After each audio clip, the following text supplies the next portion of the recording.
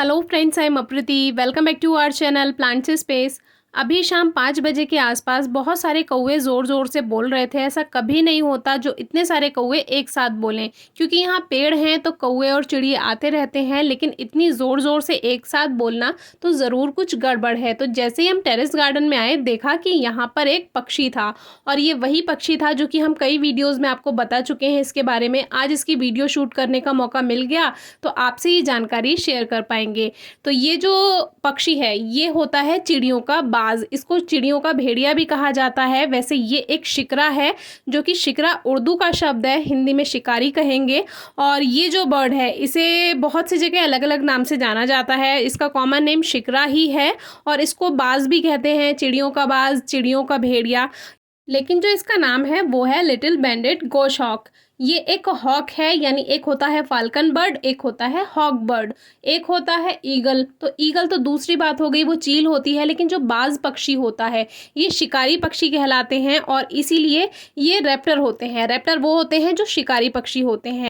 तो ये शिकरा इंडिया में कॉमन है, आपको हर जगह देखने के लिए मिल जाएगा। और जैसे ही हमारे घर के आसपास चिड़ियाँ चिल्लाने लगती हैं, पक्षी ज़ोर ज़ोर से बोलने लगते हैं, तो हम समझ जाते हैं कि यही आया है, क्योंकि ये छोटी छोटी चिड़ियों को खा जाता है, उनका शिकार करता है, जो कि हमें बिल्कुल पसंद नहीं है। लेकिन ये बायोडाइवर्सिटी है, जैव विविधता तो होती ही है, और नेचर में हर प्राणी का अपना एक अलग स्थान है। लेकिन फिर भी हमने सोचा आपको इसको दिखा देते हैं, पहचान करा देते हैं। तो जो हमने बताया, एक होते हैं फाल्कन, एक होते हैं हॉक। तो ये हॉक है, हॉक बर्ड। और देखिए यहाँ पर एक कोयल भी बैठी हुई है, उसे भी पता है यहाँ पर बैठा है। तो जो सारे दूसरे पक्षी हैं वो सभी चिल्लाने लगते हैं और इससे नफरत करते हैं, क्योंकि ये पक्षियों को उठाकर ले जाता है और खा जाता है। तो खाने वाली चीज़ किसको अच्छी लगेगी? जो आपका शिकार करे, तो कभी अच्छी नहीं लगेगी। इसीलिए कोयल भी यहाँ बैठी है, ये भी बहुत ज़ोर से बोल रही थी, दूसरी तरह की आवाज़ निकाल रही थी। तो वैसे तो इनकी बहुत सारी स्पीशीज़ हैं। इसमें एक बेसरा भी होता है जिसकी बॉडी पर प्रिंट होता है, लेकिन ये बेसरा नहीं है, ये शिकरा है जिसकी बॉडी प्लेन होती है, ग्रे कलर का कुछ इसका शेड है। और पूंछ अगर आप इसकी देखेंगे, यानी जो इसकी टेल है उस पर प्रिंट होता है, और वो थोड़ी लंबी होती है। और इसके जो पंख हैं वो गोल छोटे पंख होते हैं। तो इसको देखकर नेक्स्ट टाइम आप पहचान ही जाएंगे कि ये वही शिकरा है, यानी कि ये लिटिल बैंडेड गोशहॉक है, ये एक हॉक है।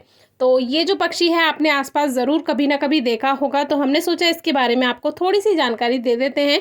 और हमारे यहाँ जो बुलबुल ने अंडे दिए थे, जो वीडियो आपसे शेयर की थी, उसमें बच्चे भी निकले थे। पूरी वीडियो है, अंडे से बच्चे तक का सफ़र शेयर किया गया है।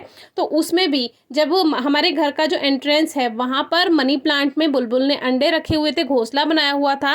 तो एक दिन दोपहर के समय उसने देख लिया, जबकि बुलबुल छुप कर आती है, कभी भी एकदम से घोंसले में नहीं आएगी।